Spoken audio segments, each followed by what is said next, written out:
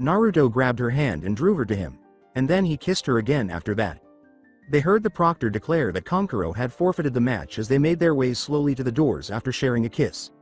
While the crowd was shouting their disappointment, Tuya whispered something to Naruto. "Will you then give us the all-clear to launch the invasion?" "Yes, Orochimaru Sama informed me of that, but first, in front of his pathetic village, I will defeat Sasuke." When he said those words, a sadistic smile was on his face. With a malevolent grin, Tuya answered, "I'll be here waiting." Jiraiya was sprinting toward the arena across the rooftops.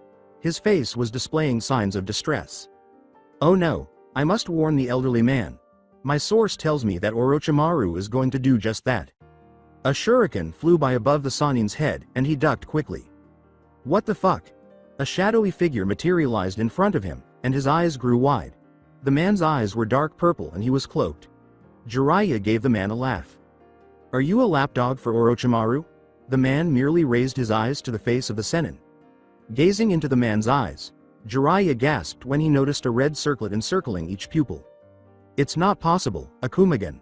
As the next two competitors entered the arena, the entire crowd cheered them on. Shikamaru stood on one side, looking extremely uneasy.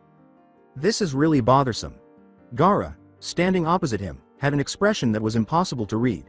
Shikamaru sighed and tried to come up with a solid plan of action when the proctor announced that the battle had begun. "What can I do to stop this guy? Damn, this is a problem. How can I win after what he did to Lee?" Sand caught his leg and threw him in the direction of the red-haired shinobi, and he cursed. Shikamaru was confronted by Gaara as more sand grabbed him. The ninja simply gazed at him. Shikamaru had an idea since he was aware that his opponent would most likely kill him. He rolled an explosive knot around a kunai that he had drawn. Then he tossed it to the sand on the ground. Shikamaru was freed from the sand by the explosion and fell behind Gaara. Shikamaru used his trademark jutsu before the Tsunade could turn around. Main no jutsu cage. When Gaara lost his ability to move, his eyes widened. With a smile, Shikamaru gave his opponent an explanation of his jutsu. "I can control your movements with this jutsu, so you're done." Shikamaru felt sand suddenly encircle his neck. He found that he was unable to breathe. In the air, the proctor raised his hand. "That's sufficient. Gaara is declared the winner." Shikamaru gasped for air as he felt the sand release him. He caught a mutter from Gaara. "It's pathetic." The proctor announced the next match once the two contestants were back in the stands. Neji opposes Dosu. Dosu was about to jump into the arena like Neji had when he felt a hand on his shoulder. Even though he knew it was Naruto, he didn't turn. "Dosu, try not to waste too much chakra. Give up and save your energy for later if it becomes too difficult." "Naruto, you know I can take this guy, so don't insult me." "Hee. Well, don't make it too long." After leaping into the arena, Dosu assumed a stance. The proctor shouted as he turned to face the Neji. "Start now." Neji grinned and assumed his position. Dosu laughed, then leapt for him. He delivered a blow, but his opponent easily sidestepped it. The prodigy of Hyuga chuckled. "Is that your only possession?" Dosu laughed. "Fool. Be more observant." A sudden, sharp pain shot through Neji's ears. He had trouble focusing and his vision began to blur. "It doesn't sound bad, but I'm not done yet." Dosu chuckled and got ready for another blow. As his fist got close to his opponent's face, the Hyuga began to spin. Kaden. A powerful force pushed Dosu back, causing him to crash into the ground. Neji smirked again as he turned to face Dosu after he stopped spinning. "There's no use in trying to defeat me. You are bound to lose." The Sound Nin laughed evilly and slowly stood up. "You're a complete idiot, aren't you? Destiny doesn't exist." Before attempting to punch Neji, he began to make hand gestures. Said Leaf Nin just jerked his head back and seized the fist. Dosu shouted something out just as he was about to laugh. "Fool. Yeba no just suado." Neji felt the sound focus into a sword that pierced his hand, and he let out a painful cry. Holding his bloody hand, he collapsed to his knees. Dosu laughed once more. "A coward's way out is to believe in destiny, which is a lie." With a growl, Neji began to prepare a jutsu. "You conceited jerk, I'll prove to you that fate controls every aspect of our lives." Neji began his jutsu with a sly smile. Hake Rokuhuion Sho. When Dosu realized he couldn't get away in time, his eyes widened. Dosu felt his chakra points being sealed off as Neji began to strike. 60. 4 strikes. 2 strikes. 4 strikes. 8 strikes. 16 strikes. 30.2 strikes.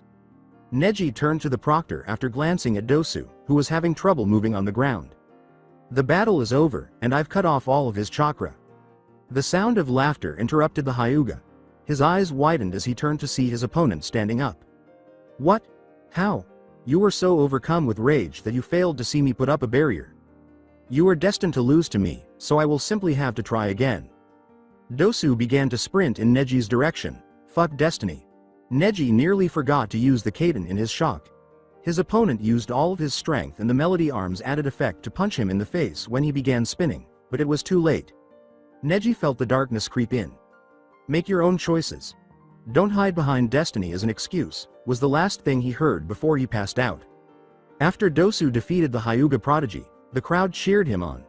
The sound Nin heard a scream of annoyance as he entered the stands. You fucking fool. You wouldn't have any chakra left, shithead, if that jutsu had struck you. Avoid having such near misses. Tuya, whatever you say. He turned to face Naruto, who was grinning twistedly, because he was going through one of his phases, as he liked to call them. Dosu chose not to speak to his blonde teammate. Waiting for his opponent, Naruto leapt into the arena. When a Chunin whispered something into Genma's ear, he appeared perplexed. With a nod, he spoke to the audience. An additional 10 minutes will be allowed since Sasuke Uchiha has not yet arrived.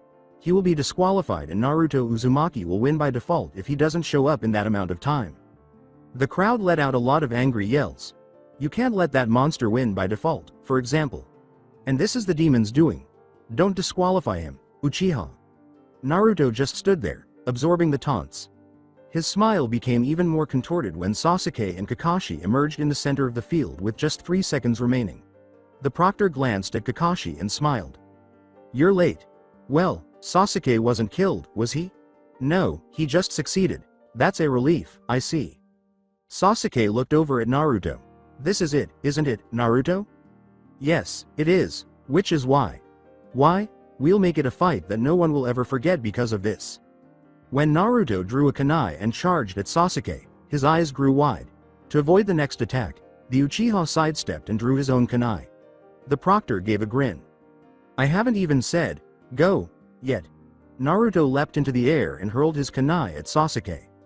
Sasuke, I'm hoping you'll make this a fight worth fighting because it won't stop until one of us passes away. Sasuke clenched his teeth and performed blinding speed hand signals. Gokakyu no Jutsu, said Kaden. Naruto clasped his hands together and performed his own hand seals. Ato Shoheki no Jutsu. Naruto ran toward Sasuke holding another kunai after the barrier stopped the fireball. The blonde was kicked into the air by his opponent after he ducked. The sound Nin was then hit by 3 shuriken thrown by the Uchiha.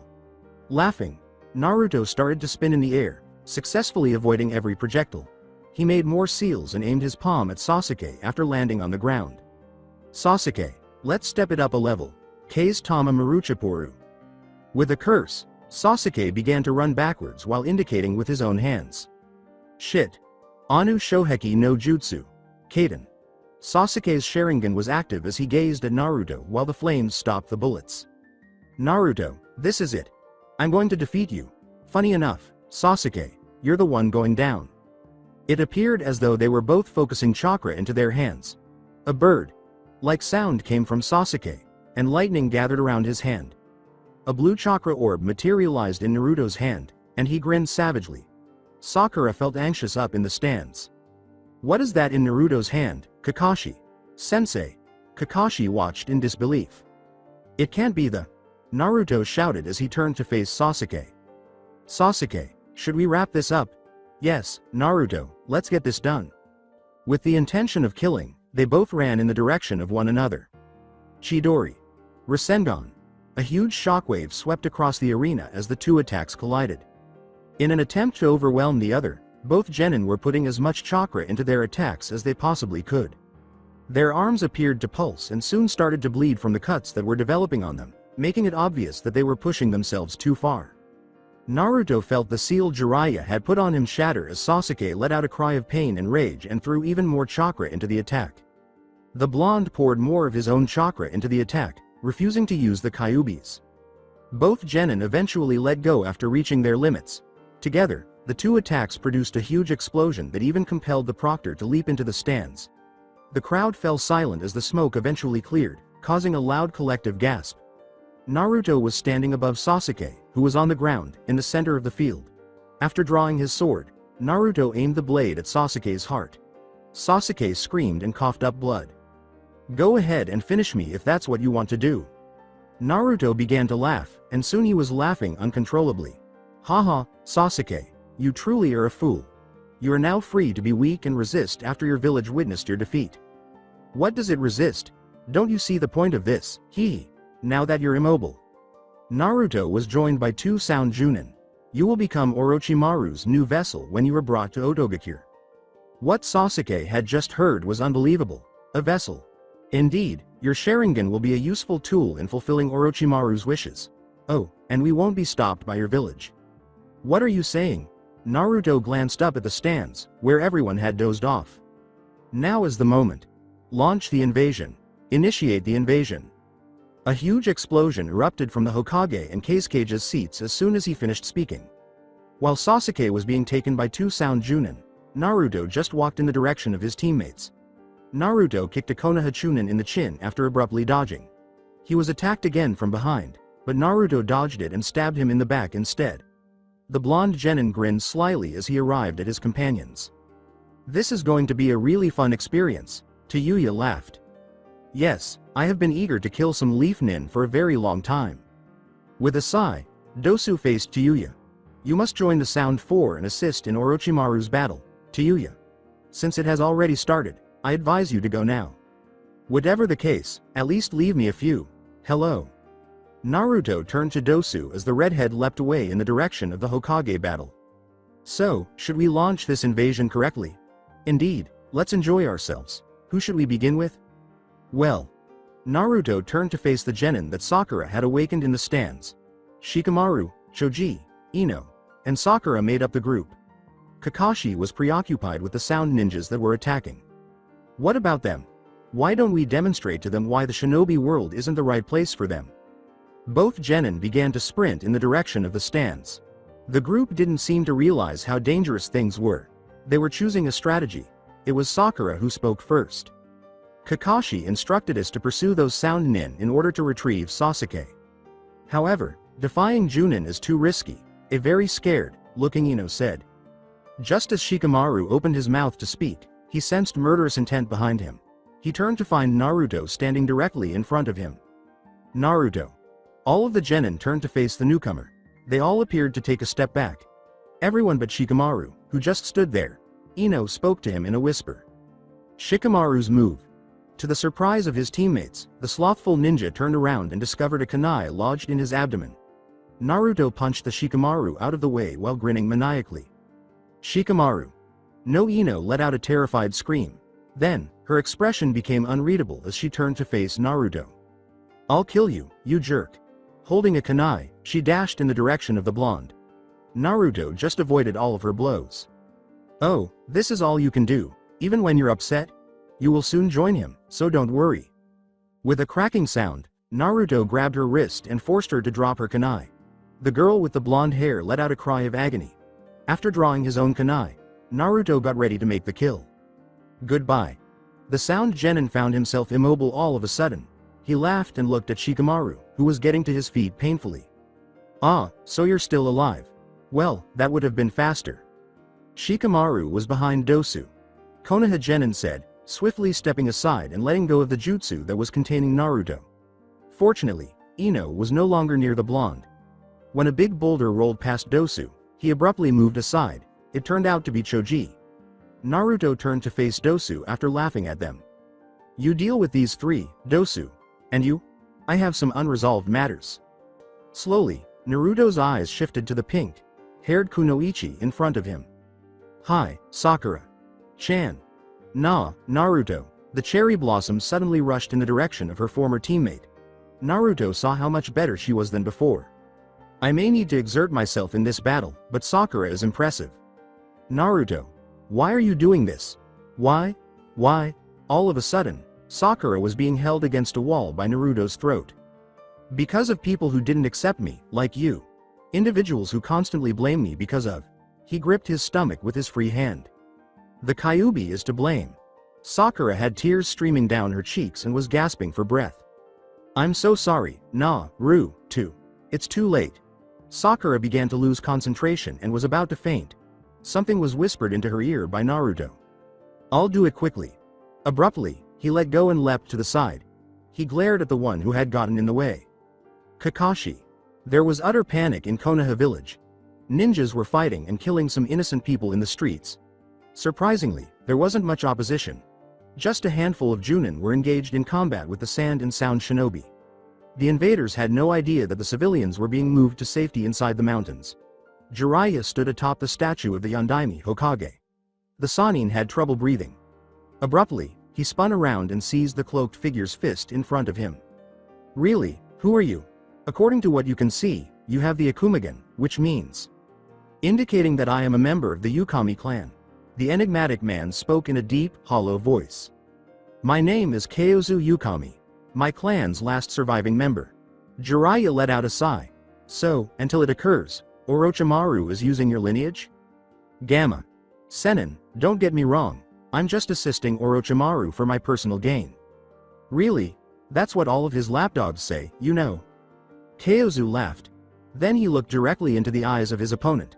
When Jiraiya attempted to turn away, it was too late. Damn it. The white-haired Sannin was shaking and had his arms down by his sides. What's happening to me? Damn it all. Jiraiya tightened his jaw. A blond boy of around 12 stood in front of him. What's the matter, sensei? It's genjutsu, you dispel. Jiraiya shouted in a nearly panicked tone. What are you discussing, sensei? Hello, will we soon begin training? I'd like to pick up some new jutsu. Jiraiya punched the boy and swore in the hopes that the genjutsu would stop. To his horror, the boy stood up, clutching his cheek. Hello. What did you do, sensei? I will not fall for your genjutsu. Arashi is dead. What are you discussing, sensei? I'm right here, not dead. Jiraiya rushed over to the boy and gave him a stomach punch. This will dispel it if it's henge. The boy stood up and cleaned his chin of blood. Are you crazy, Jiraiya? Sensei? Damn it, what's wrong with you? Arashi let out a sudden cry and gestured toward the village. Sensei. The village is being attacked by ninjas. Jiraiya turned to face the village and noticed that the sand shinobi and the sound were still there, but there was no genjutsu. When he turned around, one of them noticed him. Running up to him, he glanced from him to the boy. This should be simple for an elderly man and a young boy. Can you see the boy? The young child with blue eyes and blonde hair? I see him. Hey, aren't you a Sannin Jiraiya? Arashi sprinted over to the man and gave him a face kick. Then he flung him from the mountain. Come on, sensei. Let's deal with these shinobi. He fled into the village and engaged the assailants in combat. Jiraiya merely glanced at him before whispering, is it possible? After that, he ran in the direction of the blonde and assisted him in defeating the invaders he had attacked. What do you recall, Arashi? What took place prior to all of this? What are you discussing? Old man Hokage and I went to Ichiraku's for ramen. After that, I came to train with you on a new method. Yes, I understand. Orochimaru. San informed me that you were to meet him for your mission to the Cloud Village after that. However, where were these ninja from? Jiraiya was incredulous. He distinctly recalled the day Arashi was referring to. Have you truly returned, Arashi? However, what about the man from Kyozu? His attention was suddenly drawn to something. Kyozu was standing next to him when he turned to look to his right. You see, Jiraiya, this isn't genjutsu. Instead, I've employed a jutsu technique that allows me to transport a person from the past into the present. Kazama Arashi is this person. It isn't possible. Arashi abruptly materialized behind Kyozu and gave him a back kick. Jiraiya saw his opportunity and struck Kyozu in the heart with a Rasengan. Impossible, the man muttered as he dropped to his knees. The child was supposed to slow you down. How could he? The man became motionless. Jiraiya looked over at Arashi. I'm not sure how you got here, but you're here. We'll deal with some of these shinobi that are invading, and then we'll go somewhere safe so I can explain what's going on. Well, that makes sense, but can you teach me that jutsu? The Rasengan? Indeed, it was really awesome? Maybe. Okay, let's defeat a few of the invaders before moving on to the civilian hiding places and ensuring that the counterattack is safe. Correct. Jiraiya never saw Kausu's hood come off as they ran in the direction of more sound sand ninja. His eyes were dull green, and the figure was that of a sand shinobi.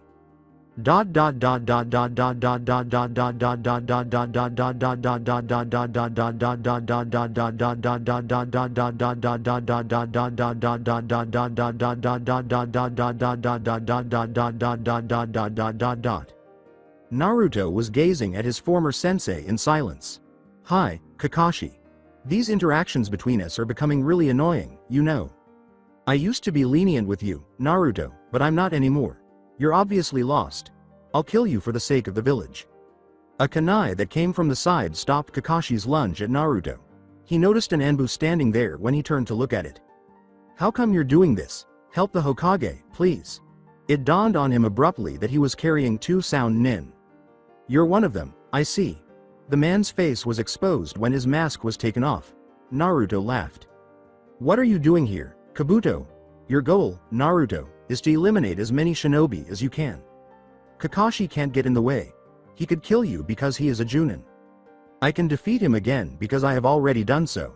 Yes, but in the past, Orochimaru was always by your side. He was always willing to lend a hand, even if you didn't realize it. Proceed now. Hello. Naruto left the two men to fight as he ran in Dosu's direction. Hello, Dosu, are you finished? They were no match, indeed. All I need to do is deliver the final blow. Hold on. As he knelt next to Ino, Shikamaru, and Choji, Naruto yelled. Why wait? I want to make them want to come after me and get stronger.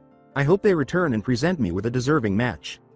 Then he turned to face the trio of genin. What will inspire you, then? Shikamaru glanced at him and realized what he was talking about. Don't, Naruto. Naruto gave Nim a menacing smile. You'll be a match, I'm sure of it. He drew his sword. It's going to be Choji. As Naruto aimed his blade at his friend's heart, Shikamaru let out a cry. No. Choji. While Shikamaru was desperately attempting to get up, Ino was crying on the ground next to Naruto and pleading with him to stop. As Naruto was ready to murder the boy, something happened, and his smile widened. He began to remember the enjoyable times he had spent in the village.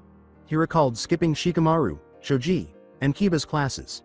He recalled having lunch with his team, eating ramen with Iruka, and fighting to exact revenge for Sasuke's alleged death in the battle with Hiku. Clinging to his head, he let go of his sword and let out a cry. Stop it! Get rid of them! Kabuto and Kakashi paused their altercation and turned to face the blonde. Naruto continued to have memories until all of a sudden he heard the voice of the Kyubi from deep within. The demon's gift, the gift boy. Give yourself to it, and I'll be able to help you. Naruto raised his left arm in the air, unsure of what to do. Naruto felt a surge of power as the red mark on his arm began to glow. He sensed the Kyubi's chakra drawing him into his own thoughts as the seal Jiraiya had placed on him broke. He was standing in front of the Kyubi's cage when he opened his eyes. Boy, welcome back. A long time has passed. Naruto sensed that more memories were following him. What should I do with the gift? The gift can only be used in an extremely dangerous psychological situation. That's how simple it is. A moment when your mental health is at risk. Naruto's face was frantic as he gazed at the Kyubi. You just need to give me temporary control over a part of your mind in order to use it. Alright. As long as the memories are stopped, of course. The Kyubi's chakra reached out and seized Naruto's arm. Upon opening his eyes, the blonde noticed that every ninja was staring at him strangely. Shikamaru seized the chance and hurled a kunai at him. Naruto suddenly experienced a sharp pain in his arm. He was surrounded by red chakra, and soon his left arm and part of his face took on the appearance of a fox. He glanced at Shikamaru after catching the kunai. Too slow. Then, his arm spontaneously shifted and caught Shikamaru by the neck. A cry came from behind him just as he was ready to murder the boy. Stop, Gaara. He is on our side. Naruto let go of the slothful genin and turned to face Gaara. The redhead was grinning maniacally, too. Take me on, Uzumaki. With your best wishes, my dear Shukaku. Gaara, who was practically imitating Naruto's contorted smile, approached him slowly. The blonde attempted to use his left hand to punch him when he got to him. As his sand shielded him and encircled his opponent's arm, Gaara could only smirk. Naruto began injecting more chakra into the arm, which eventually blew the sand away. Then, in an attempt to break through the sand, he launched an unrelenting barrage of punches and kicks. When that failed, The auto ninja began creating hand seals before pointing to Gaara. K's Tama. When the sand redirected the attack as though it were insignificant, the redhead laughed. Uzumaki, is that all you have? That was a distraction, stupid. When Gaara saw Naruto sprinting toward him while holding a blue sphere of chakra, his eyes widened. Rasengan. The blow struck Gaara in the stomach after passing through his sand. After crashing into a wall, the sand nin plummeted into the arena. Before entering the arena, Naruto took one final look at the group of genin he intended to eliminate. The blonde had to leap out of the way when he landed because a big fist of sand was coming his way. He turned to see Gaara with some blood dripping from his mouth. The boy was completely covered in sand, and his face was contorted to madness.